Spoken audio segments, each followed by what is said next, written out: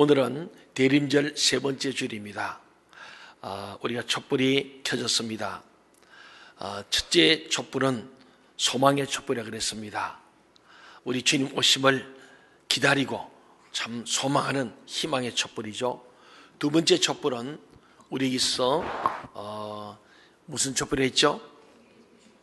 준비의 촛불, 또 회개로 우리 주님을 맞이할 준비하는 촛불이 지난 주간입니다.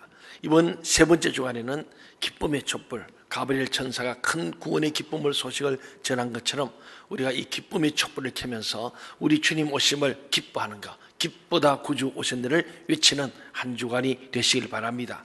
그리고 다음 주에는 사랑의 촛불을 켜고 사랑의 주님을 향해서, 나를 향해서 이처럼 사랑하사 독생자를 주신 그 하나님의 사랑, 그를 믿는 자마다 멸망치 않고 영생을 주시는 그 하나님을 바라보는 그런 주간이 되면서 드디어 우리 성탄을 맞게 될 줄로 믿습니다.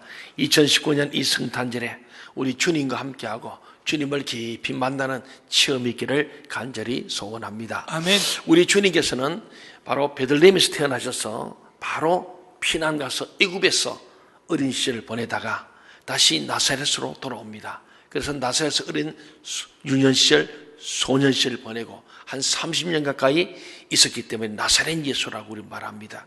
나사렛에서 다시 공생을 시작하면서 갈릴리로 가서 갈릴리를 중심으로 갈릴리 예수로 3년의 공생애를 진행하시면서 말씀하시고 또 기적과 이사를 베푸셨어요.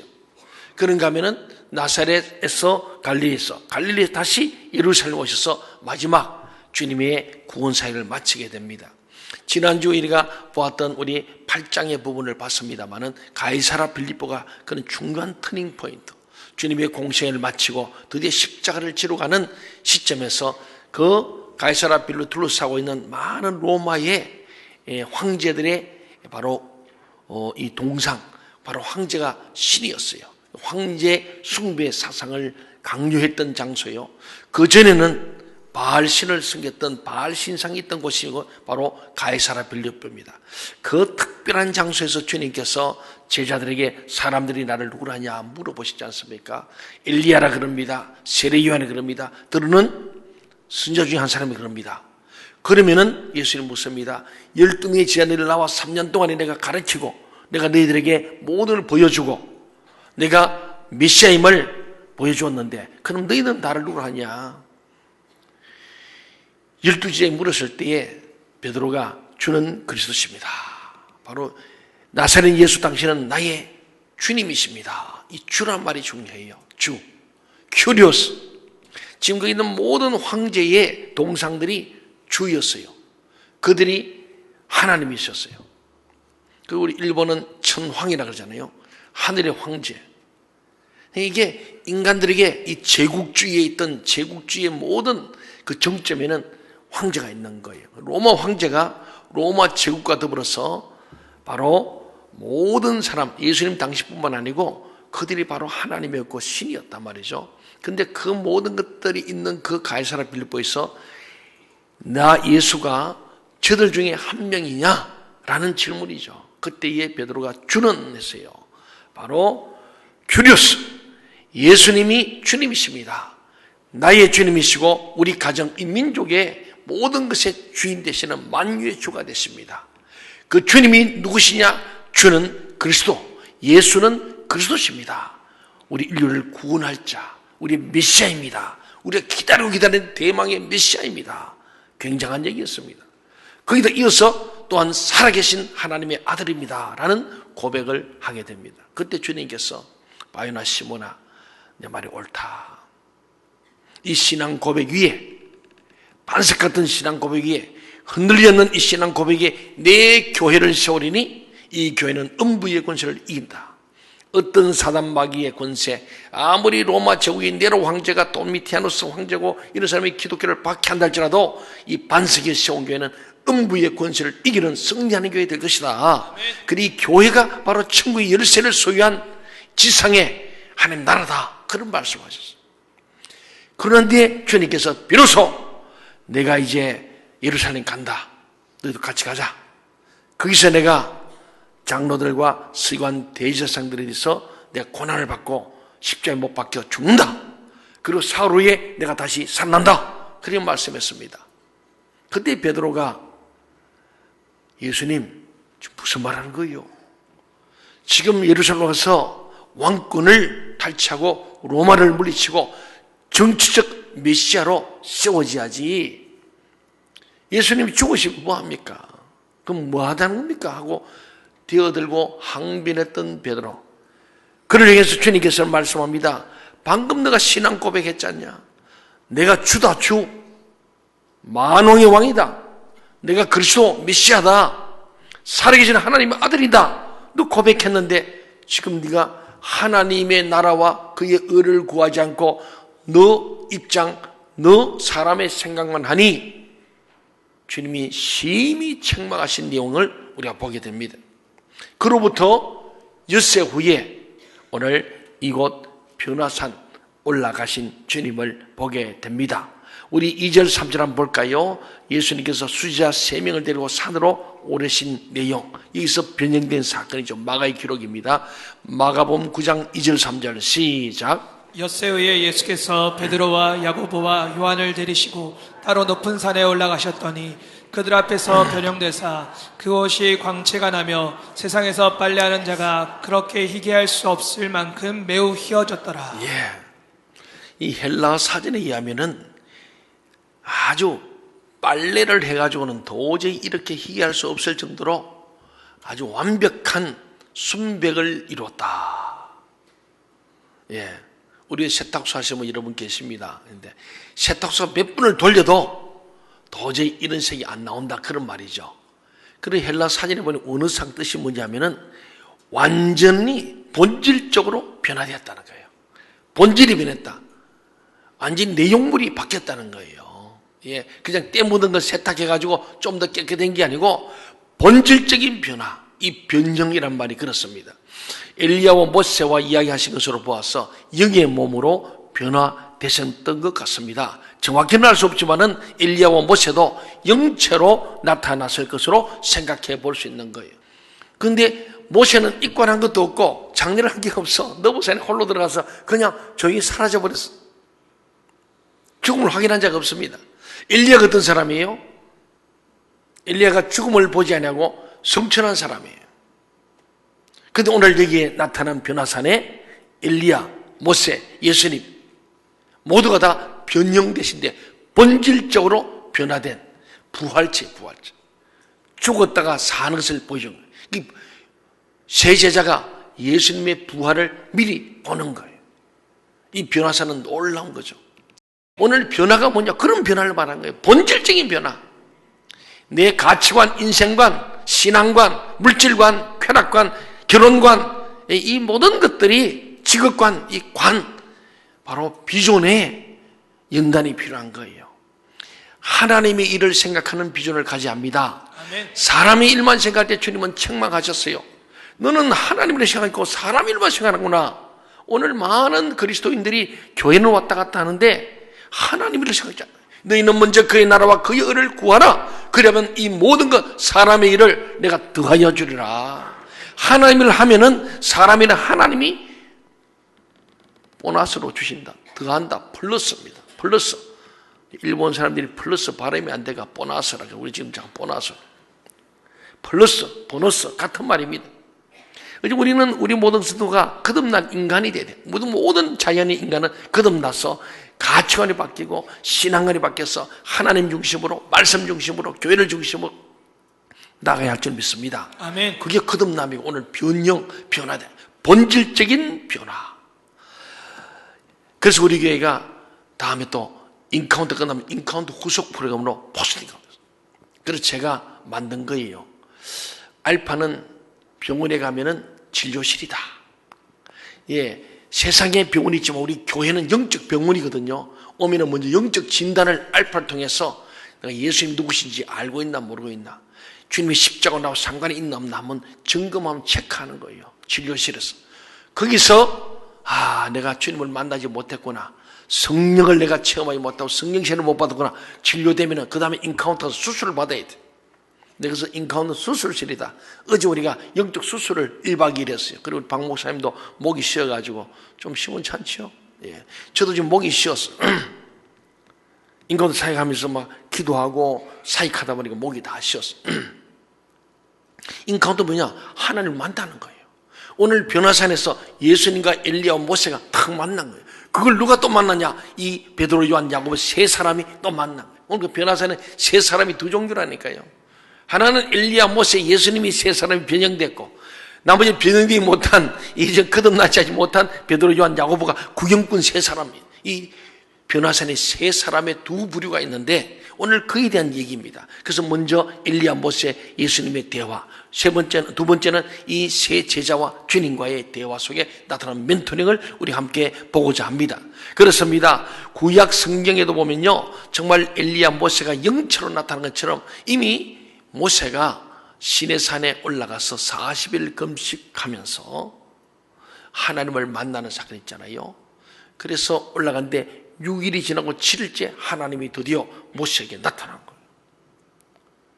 그때 하나님의 그 정말 이 나온 것처럼 빨래하는 자가 그렇게 회개할 수 없을 만큼 흰 정말 강력한 하나님의 광채를 하나님 만나니까 그것이 모세에게 반사되어서 그 빛을 받아가지고 모세의 얼굴에서 광채가 났어요.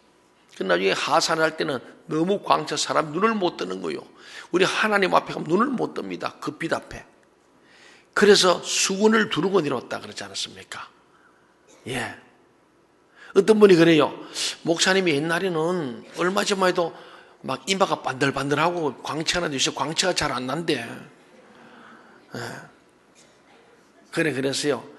전에는 분장을 안 하고 했더니 이 방송이 나니까 막 이마만 반짝반짝 해가지고요.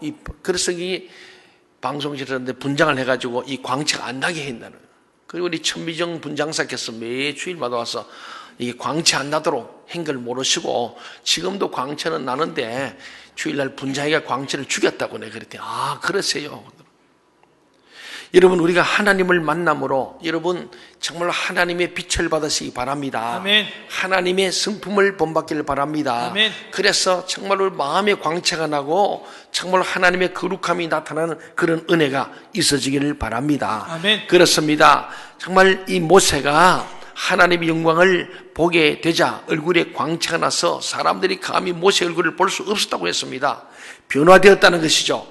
그리고 하나님께서 모세에게 굉장히 중요한 말씀하셨습니다. 신명기 18장 15절에 보면은 하나님께서 모세에게 신에서 하신 말씀이 기록되어 있어요. 우리가 같이 한번 보겠습니다. 신명기 18장 15절 시작. 내 하나님 여호와께서 너희 가운데 내 형제 중에서 너를 위하여 나와 같은 선지자 하나를 일으키시리니 너희는 그의 말을 들을지니라. 이 말씀을 가만히 듣고요, 오늘 본문 7절 8절을 또 한번 봅시다. 7절 8절에 보니까 마침 구름이 와서 그들을 덮어며 구름 속에서 소리가 나되 이는 내 사랑하는 아들이니 너희는 그의 말을 들으라 하는지라. 신명기 말씀과 같이요, 그의 말을 들으라. 문득 둘러보니 아무도 보이지 않고 오직 예수와 자기들 뿐이었더라. 하나님의 음성이었다는 거죠. 당시 사람들은 모세를 최고의 스승으로 여겼습니다. 그러나 예수님께서는 제자들에게 이 모습을 보이심으로써 예수님이 메시아 되심을 나타내신 거예요. 야, 예수가 우리의 구원자, 우리 기대하고 대망하던 바로 그 메시아구나. 이걸 오늘 하나님께서 바로 이는 내 사랑하는 아들이 오는데 기뻐하는 자다. 그의 말을 들어라. 이 이야기를 12 제자 중에서도 가장 영적으로 끼어있는 야고보, 요한 그리고 베드로에게 하신 거예요. 끼어있는 자는 하나님의 음성을 들을 줄로 믿습니다. 아멘. 우리는 늘 끼어있어서 하나님의 음성을 들을 수 있기를 바랍니다. 아멘. 하나님께 묻고 듣고 순종하는 거예요. 요새 지금 대림절에서 새벽기도에 많은 분들 오세요. 드림물이 꽉 찹니다. 바꾸고 말하면 안 나온 여러분 뭐냐는 거죠. 그렇죠? 이 대림절 주님의 대림을 기다리면 좀 기도하는 게 필요한데, 오늘 주님은요 진짜 예수님 12제자 가운데서도 베드로, 요한, 야고보 3명을 특별하게 중요한 자리는 이들을 끌고 가는 거예요. 여러분이 이런 주님의 수제자가 되기를 주의 이름으로 부탁드립니다. 아멘. 늘 주님을 가까이 해야 돼요. 말씀 생활, 기도 생활, 전도 생활, 예배 생활, 봉사 생활. 예. 그래서 주님의 음성을 듣게 되는 거예요. 희떡번떡 가끔 와가지고는 안 들립니다. 그래서 12명 중에 3명만 데려간 이유는 이 3명은 늘 주님 곁에 있었기 때문에. 그래서 오늘 마가복음 전체를 보면요, 마가복음 16장 짧은 복음입니다만은 가장 짧은 복음서인데 예수님이 하나님의 아들이라는 표현이 3번이나 나옵니다.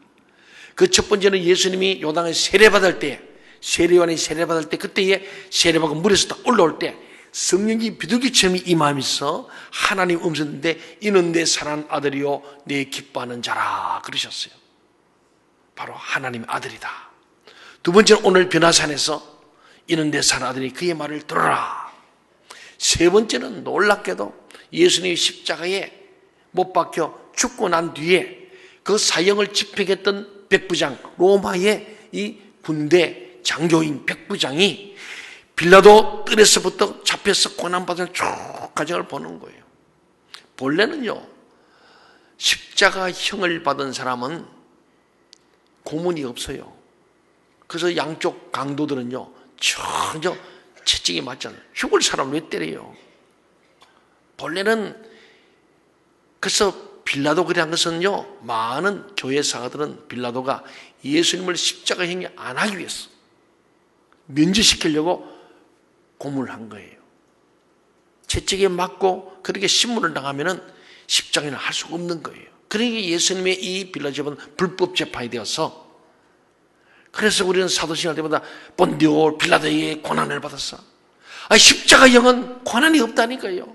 그런데 우리 주님은 우리 위해서 그가 채찍에 맞으시고 그가 상처를 입으심으로 우리의 모든 죄악을 사하시고 우리의 고통을 대신 짊어지시기 위한 특별한 주님의 이 십자가 길이었던 거죠.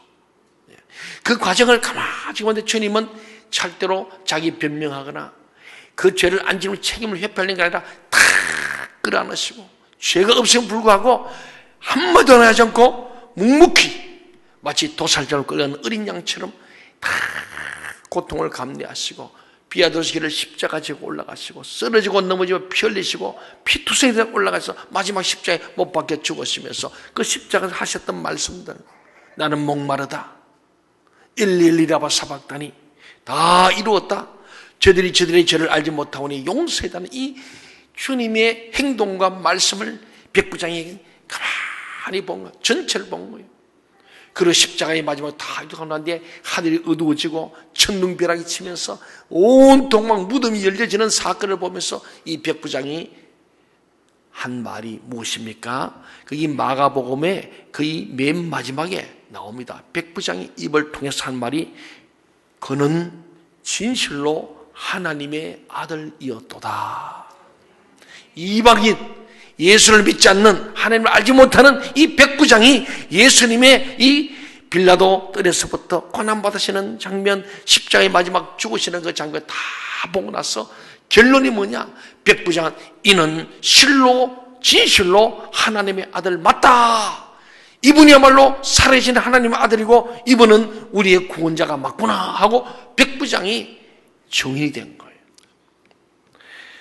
사랑하는 여러분, 우리는 우리의 삶에 덮인 구름과 같은 사건 속에서 내가 들어야 할 하나님의 음성이 무엇입니까? 하나님의 음성. 예수 믿으면서 하나님의 음성을 드려야 돼요. 우리 주님의 음성을 드려야 됩니다. 예수 믿는 사람을 잡아 죽이러 가던 사울이 다마스커스에서 주님의 음성을 듣잖아요. 주님의 음성을 들었기 때문에 그는 내가 한 번도 만나지 않던 예수인데 네가 핍박한 예수는 난 예수를 만나서 예수를 핍박하거나 예수 십자가에 관여하지 않은데 예수를 핍박했던 그 말을 곰곰이 생각하니까 내가 지금 예수는 핍박하는데 예수 믿는 사람들 교회를 핍박했으니까 바로 내가 교회를 핍박하는 자였구나 깨닫게 됩니다. 사랑하는 여러분, 주님의 음성을 들으시길 바랍니다. 아멘. 설교를 통해서도 들으시고 기도 중에 들으시고 여러분이 찬양 중에 들으시고 성경을 읽으시고 개인 묵상 가운데도 주님의 음성을 이 혼탁한 세대 가운데도 꼭 들으시기를 바랍니다. 아멘. 이제는 예수님만 바라보라고 이 사건을 주신 것이 믿어지기를 바랍니다. 아멘. 오직 주만 보이더라. 예. 오직 예수와 자기들 뿐이었더라. 아무도 보이지 않고 둘러보니 아무도 보이지 않고 오직 예수님과 제자들 뿐이었다는 거예요. 우리는 인생을 살면서 우리의 다른 어떤 것이 아니라 나와 주님만이 보이기를 간절히 소원합니다. 아멘. 그리고 변화산에서 드디어 주님과 엘리야 모세 대화합니다. 엘리야는 선지자를 대표하는 사람이고요, 모세는 율법을 대표하는 사람이었습니다. 예수님은 복음서를 대표하는 사람이죠. 이 선지자 중에서도 말라기에서 말하기를, 말라기 4장 5절에 보면 보라, 여호와의 크고 두려운 날이 이르기 전에 내가 선지자 엘리야를 너희에게 보내리니, 그렇게 합니다. 그 선지자 엘리야가 아버지의 마음을 자녀에게, 자녀들의 마음을 아버지로 돌이킨다는 사실입니다. 다시 말해서 하나님의 마음을 이스라엘 백성에게 다시 향하게 하고 이스라엘 백성들이 돌이켜 회개해서 아버지께로, 하나님께로 돌아오게 하는 그 일을 엘리야가 할 것이라는 예언이에요. 바꾸고 말하면 우리가 진짜로 온 인류가 회개하며 하나님 앞에 마음을 고정해 갈 때, 그때에 바로 주님이 우리에게 임하실 것을 말씀하는 예언적인 말씀입니다. 모세도 예수님에 대해서 이야기했고 엘리야도 예수님에 대해서 이야기했습니다. 곧 주님이 이제 예루살렘의 십자가에 못 박혀 죽을 그 일을 목전에 두고 인류 구원의 역사를 앞에 두고 이들이 함께 말씀을 나눈 대화죠. 세 사람이 변화산 꼭대기에서 만난 그때는 주님이 십자가 위에서 고난받으시기 직전이었습니다. 그러므로 모세가 말했던 예수, 엘리야가 말했던 예수, 그 예수님이 하신 일에 대한 의논을 하지 않았을까 생각해 봅니다. 엘리야에게는 백성들의 마음을 돌이켜 메시아를 받아들이게 할 사명이 있어요. 오늘 우리 모두가 엘리야의 사명이에요. 수많은 하나님을 알지 못한 자에게 이 성탄의 기쁨을 알려야 될 책임이 있는 거예요. 그래서 세상으로 죄악으로 저러는 사람들을 마음을 돌이켜서 하나님께로 마음을 돌이켜 메시아를 나의 구원자로 받아들이게 하는 것이 바로 이 성탄절 절기에 우리에게 준 사명이에요. 엘리야만 아니라 오늘 저와 여러분도 이러한 사명이 있습니다. 그래서 우리 성탄절은요, 전도하는 계절이에요. 부활절도 전도하는 계절이에요. 부활의 기쁜 소식을 전하여서 모든 자가 부활과 영생의 소망을 갖게 하는 이 전도의 절기. 이 성탄절 얼마나 좋습니까? 예수님이 왜 이 땅에 오셨는가? 어떻게 태어나셨는가? 왜 오셨는가? 우리 인류에서 무엇을 하셨는가를 전하는 계절이 성탄절입니다.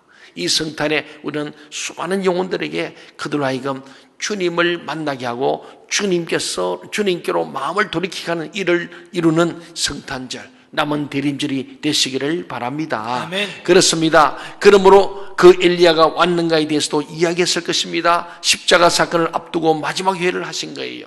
5절에 보면 모세와 엘리야와 예수님이 대화 나누시는 걸 본 베드로가 놀라서 이야기를 합니다. 우리 5절 말씀을 같이 한번 볼까요? 시작. 베드로가 예수께 고하되 라삐여, 우리가 여기 있는 것이 좋사오니 우리가 초막셋을 짓되 하나는 주를 위하여, 하나는 모세를 위하여, 하나는 엘리야를 위하여 하사이다 하니. 예, 왜 베드로가 초막을 짓자고 했을까? 베드로는 좀 엉뚱한 데가 많아요. 초막을 짓자. 여기에서 초막의 의미를 알 필요가 있습니다. 우리 김상훈 선생님이 책을 쓴데 거기 보면 여호와의 절기, 하나님의 시간표라는 책이 있어요. 거기 보면은 가을 초막절에 대한 이야기가 많이 나옵니다. 초막은 하나님 나라가 도래할 것을 소망하면서 거하는 곳이 바로 초막이었어요. 오늘 우리는 이 말씀을 생각하면서 나의 욕심으로 초막을 지어서 그 속에 하나님의 영광을 담아보려 하지는 않습니까? 내 초막에다가 하나님 집어넣어가지고 그 영광을 내가 소유해버리는 그런 어리석은 마음. 내가 주님 안으로 들어가야 할 줄 믿습니다. 내가 주님의 제자가 되는데 주님을 종으로 부르고 주님을 도깨비 방망이처럼, 요술 방망이처럼 오늘 내 욕심으로 초막을 지어가지고 그 속에다가 하나님의 영광을 가두어 보려고 하는, 그것을 소유하려는 그런 마음은 혹 우리 없는가? 교회 와서 내 자리 찾고 내 이름 찾고 내 명예를 찾고 그런다면은 오늘 베드로와 같은 거예요. 초막셋을 지어가지고 거기서 나도 좀 풀이 묶고 문고리 3인방처럼 살아보겠다는. 사랑하는 여러분, 내가 성취하여 머물고 싶은 자리와 명예와 권세는 무엇입니까? 욕심이 잉태하면 죄를 낳습니다. 죄가 장성 사망이에요. 그래서 예수님께서는 이 세 제자에게 멘토링 하신 내용이 그 다음에 이어지는 거예요. 제자들은 이 사건을 평생 잊을 수가 없었습니다. 그래서 베드로가 평생 그것을 기억하면서 베드로 후서에서 영광 중에 이 사실을 보았다고 기록해 놨어요. 신앙은 단순한 논리나 이론이 아닙니다. 신앙은 체험이 돼야 합니다. 아멘. 체험적 신앙이 돼요. 목사가 하나님을 만나고 성령을 체험하고 정말로 거듭남이 없이 목회한다는 것은 있을 수 없는 거예요. 그러면 굉장히 목회 어렵습니다. 힘들겠죠. 가짜가 진짜처럼 행시하는 거 얼마나 하겠지만 얼마나 괴롭겠습니까? 여러분 안 그렇습니까? 죄를 감추고도 얼마나 감추겠어요? 어렵습니다. 사랑하는 여러분, 오늘 우리는 신앙은 체험적 신앙이 되기를 바랍니다. 아멘. 그리고 체험은 우리 삶의 터닝 포인트가 되는 거예요. 그래서 저는 우리 교회에 오는 모든 성도들은 반드시 거듭난 인간, 신앙적 체험이 있도록 죄 사함을 받고 성령의 체험이 있고 하나님을 만나는 체험이 있도록, 그래서 인카운터를 반드시 하고 1년에 한 번 이상 꼭 해라. 지속 반복해라. 한 번 만나가 되는 게 아닙니다. 매일 만나야 합니다. 자주 만나야 됩니다. 어제 우리는 인카운터 사를 마치고 간증한데 우리 세 가족 한 분이 간증하시고 그랬어요. 제가 수십 년 예수 믿었는데 난 정말 잘 믿었다. 그렇죠. 보편적으로 볼 때는 주일 성수하고 11조도 하고 봉사도 하고 새벽기도 하고 수요일도 하고 정말 형식적으로 볼 때는 부족함이 없는 좋은 분이에요. 그런데 어제 고백하시는 거예요. 나는 수없이 회개했는데 진짜 회개는 오늘 처음 했다고 말씀합니다. 회개가 뭔지를 모르고 교회를 다녔거든. 진짜 내 깊은 속에 저 깊이 있는 쓴뿌리를 뽑아내는 회개를 진정으로 하게 되었다. 얼마나 솔직한 간증이 몰라요. 여러분도 그렇게 되길 바랍니다. 그냥 왔다 갔다 하는 교인이 아니고 저는 우리 교회 모든 성도가 진정한 그리스도인, 거듭난 인간, 성숙한 신자, 하나님 나라와 이런 천국 시민 되기를 주의 이름으로 축원합니다. 아멘. 사랑하는 여러분, 오늘 우리는 주님 앞에서 진정한 체험적 신앙이 되길 바랍니다. 아멘. 주님을 만나야 합니다. 하나님을 만나야 되고요. 성령을 체험해야 됩니다. 그래야 예배 때마다 감격이 있고요. 찬양을 해도 기도해도 예배를 드려도 여러분이 진정 감격이 있을 줄로 믿습니다. 베드로가 로마에서 십자가에 거꾸로 매달려 순교할 수 있었던 것은 체험 때문입니다. 주님을 만났거든요. 이 변화산 사건을 잊을 수가 없지요. 영원한 초막, 하나님의 집에 들어갈 사람이라는 것을 알고 있었기 때문입니다. 이 땅에서의 삶은 어차피 초막 생활이기 때문에 나그네 인생길입니다. 텐트입니다. 언젠가는 거두어야 됩니다. 어떻게 죽든 상관없다는 믿음이 이 베드로에게 있었던 겁니다. 왜? 변화산에서 진짜 그가 새롭게 된 거예요. 복음을 위해서라면 어떤 핍박도 두렵지 않다는 거예요. 바울서도 그랬잖아요. 내가 하나님의 복음을 전하면 내가 생명도 조금 더 아깝지 않다. 이게 뭡니까? 벌써 주님을 진심으로 만나고 체험됐기 때문에. 아멘. 바울이 다마스커스에서 예수를 성령으로 만나고 난 뒤에 3년간 아라비아 광야인데 뭐 했는지 자세히 나오지 않습니다만 그 3년 동안 했어. 제자들은 예수님과 함께 3년을 보내기 때문에 아마도 그도 아라비아 가서 3년 동안에 부활하신 주님을 만나고 기도하면서 영으로 하나님을 만나고, 그랬으니까 12제부터 제일 먼저 예수님 돌아가신 20년이 지나면서 바로 성경 신약을 쓰기 시작한 거죠. 물론 바울의 편지였습니다만 이것이 바로 우리 성경이 됐잖아요. 성령의 영감으로 쓴 이 글을 12제는 엄두도 못 냈는데 벌써 바울이 쓰기 시작했지 않습니까? 사랑하는 여러분, 오늘 본문 9절을 보면요, 산에서 내려오실 때 예수님은 이 변화산의 사건 본 것을 아무에도 이르지 말라고 경고하십니다. 제자들 외에는 이해할 수 있는 사람이 없다는 것을 알고 계셨던 겁니다. 괜히 알려졌다가 사람들이 예수님을 왕으로 삼아서 정치적인 메시아로 오해하는 것을 원치 않으셨습니다. 여러분, 우리 교회는요, 정치하는 것이 아닙니다. 예. 우리는 어떤 정치적 세력이 돼서는 안 됩니다. 저는 그걸 철저히 합니다. 어떤 모임 간에 이 정치적인 색채를 띠거나 어떤 정당과 관련해서는 절대로 모여서도 안 되고 가서도 안 된다. 우리는 순수한 나라와 민족을 기도는 해야 됩니다. 그러나 그것이 어디에 우파나 좌파에 속한다면 안 되는 거예요. 오늘 수많은 사람이 예수를 정식 메시아로 삼아가지고 로마를 물리치고 그 예수를 왕으로 삼고 그 밑에서 한자리 하겠다는 생각이 12제자들 가운데 있었고 수많은 사람이 있었던 거예요. 오늘 이 교회 안에도요, 교회 와서 무슨 자리 찾아온 명예 권력을 누리겠다, 그거는 전혀 아닌 겁니다. 교회는 철저히 섬기는 곳이고요, 주님 앞에 우리를 헌신하는 곳인 줄로 믿습니다. 아멘. 예수를 오래 믿었도록 먼저 된 자가 나중된 자를 잘 섬기는 곳이고, 여기는 내 이름 석자가 아니에요. 주님 앞에 이름 없이 빛도 없이 헌신해야 할 줄 믿습니다. 아멘. 9절을 다 함께 한번 보시겠습니다. 9절 시작. 그들이 산에서 내려올 때에 예수께서 경고하시되 인자가 죽은 자 가운데서 살아날 때까지는 본 것을 아무에게도 이르지 말라 하시니. 예, 이 말씀을 통해서 예수님은 십자가와 부활에 대해서 명확하게 말씀하고 계신 겁니다. 제자들이 십자가와 부활을 잘 몰랐던 거죠. 첫 번째 계시가 베드로의 신앙 고백, 우리 8장 29절 앞에 나왔잖아요. 그리고 이 말씀은 두 번째 계시에 해당되는 말씀입니다. 예수님은 이렇게 8장 27절부터 멘토링을 시작하셨어요. 제자들에게. 잘 모르니까 가르쳐주는 거예요. 사랑하는 성도 여러분, 때가 될 때까지 아무에게도 이르지 말고 기다려야 할 하나님이 내게 보여주신 영광과 신비는 무엇인가? 그렇잖아요. 우리는 주님께서 다 때가 있습니다. 여러분에게도요, 모든 삶에 때가 있는 줄로 믿으시기 바랍니다. 아멘. 하나님의 시간표를 모르고 하나님의 절기를 모르면은 우리는 막 마음이 급한 거예요. 그래서 불평원망하는 거예요. 하나님의 때가 있음을 우리는 믿어야 할 줄 믿습니다. 아멘. 이 말씀을 듣고 서로 묻습니다. 10절 11절을 보세요. 그들이 이 말씀을 마음에 두며 서로 문의하되 죽은 자 가운데서 살아난 것이 무엇일까 하고 이에 예수께 묻자고 이르되 어찌하여 서기관들이 엘리야가 먼저 와야 하리라 하나이까. 제자들은 마지막 종말의 때 부활하는 것만 믿었을 뿐이지 메시아가 고난받고 다시 부활하는 것은 전혀 모르고 있었어요.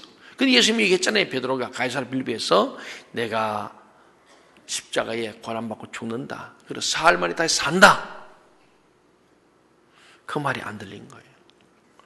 오늘 우리는 주님께서 이 부활의 주님을 얘기하고 다시 산다는데 베드로는 죽는 얘기만 들리고 사울이 다시 산다는 얘기 안 들린 거예요. 그 지금 와서 빌립보에서 그리 혼나고도 아직도 정신 못 차리고 주님의 부활을 지금 생각하지 못하는 거예요. 그러니까 이게 지금 뭐냐 부활의 형체를 가진 이 세 분의 엘리야, 모세, 예수님의 변형된 모습에 도저히 이해를 못했던 겁니다. 그렇습니다. 시편 22편에서도 그 이야기를 이미 암시하고 있습니다. 다윗이요, 이사야서 53장에도 그 말씀이 다 나와 있어요. 주님이 고난받으시고 십자가에 죽으시고 그 모든 고난과 채찍이 맞고 상함이 우리의 허물과 죄악을 인하는 게 다 나와 있어요. 그리고 주님은 다시 사실 것을 말씀했습니다. 눈이 감겨지고 귀가 닫혀서 깨닫지 못했던 거예요. 오늘도 우리가요, 하나님의 말씀에 눈이 열리고 귀가 열리길 바랍니다. 저는 늘 기도하면 생마다 하나님 우리 성들이 눈이 열려서 하나님을 보게 해주세요. 귀가 열려 하나님 음성을 듣게 해주세요. 마음을 열어서 주님을 영접하게 해주세요. 입이 열려서 주님의 복음을 선포하게 해주세요. 제가 생마다 여러분들 그렇게 기도하고 있어요. 그렇게 되기를 바랍니다. 아멘. 그러자 예수님께서 대답하시는 거예요. 12절 13절을 같이 한번 읽어보겠습니다. 시작. 이르시되 엘리야가 과연 먼저 와서 모든 것을 회복하거니와 어찌 인자에 대하여 기록하기를 많은 고난을 받고 멸시를 당하리라 하였느냐. 그러나 내가 너희에게 이르노니 엘리야가 왔으되 기록된 바와 같이 사람들이 함부로 대우하였느니라 하시니라. 예수님께서 너희들이 메시아가 고난을 받아야 되는 것을 알고는 있느냐, 여러분. 주님이 선잔을 너희도 마시려 때 예 마시는, 선잔이 뭔지 모르는 게 마신다는 거예요. 선잔이면 십자가에 죽는 거예요. 다 도망가 버렸잖아요. 너희가 이 메시아는 고난의 메시아임을 알고는 있느냐. 영광의 메시아만 생각하는 이들에게 고난의 메시아를 너희가 알아야 한다. 내가 이제 고난받을 것을 너희가 알고는 있느냐고 묻고 계신 거예요. 동시에 엘리야가 왔다는 것을 말씀하시며 그러나 너희가 엘리야를 함부로 대했고 고난을 주었다고 말씀합니다. 오늘 본문은 굉장히 중요한 내용을 담고 있습니다. 여기서 꼭 기억해야 할 것은 주님이 제자들에게 집중해서 멘토링을 하고 계시다는 사실. 우리 예배 때마다 말씀드린 게 뭡니까? 주의 종을 통해 멘토링을 받는 거예요. 내 생각과 가치 속에 주의 복음이 우리 멘토링 되는 거예요. 오늘 베드로에게 한 말이 내게 하는 말이에요. 변화산 사건이 나의 사건이 되어야 합니다. 그럴 때 우리는 오늘 이 예배가 성공이 되는 거죠. 오늘 주님이 각자에게 말씀하는 거예요. 너희는 정말 변화되어야 한다.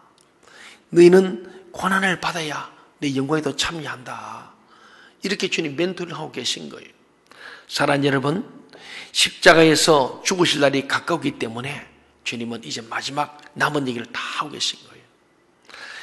이러한 때에 우리는 베드로와 야고보와 요한 같은 제자가 되어야 합니다. 주님을 가까이 자꾸 가야 합니다. 믿음은 들음에서 납니다. 자꾸 듣는 자리, 은혜의 자리로 나와야 할 줄 믿습니다. 아멘. 끼어 있어야 합니다. 이 대림절에 주님의 소망의 촛불을 켜고 주님을 바라보고 주님을 소망할 뿐만 아니라 또 회개와 준비의 촛불을 켜고 정말 나를 돌아보고 내 마음에 우리 가정에 주님을 모실 준비, 우리 교회에 그로 더 나가서 그 주님을 맞이할 기쁨으로 기쁘다 구주오신을 부를 수 있는 그런 기쁨의 촛불을 켜고 더 나아가 나를 사랑하셔서 죽기까지 십자가의 피를 죽기까지 사랑하신 그 주님의 사랑의 촛불을 켜고 예수님을 맞이할 수 있는 이번 성탄절이 되기를 주의 이름으로 간절히 소원합니다. 아멘. 기도하시겠습니다.